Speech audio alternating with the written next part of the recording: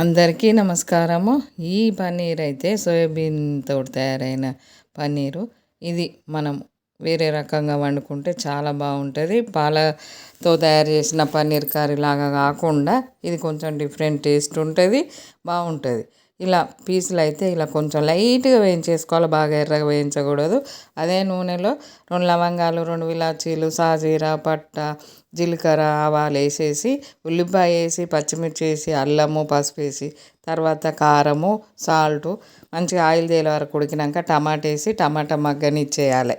కొంచెం చింతపండు రసం వేసేసుకోవాలి, తగినంత పులుపు, టమాటా పులుపు ఉంటుంది చూసేసుకోవాలి.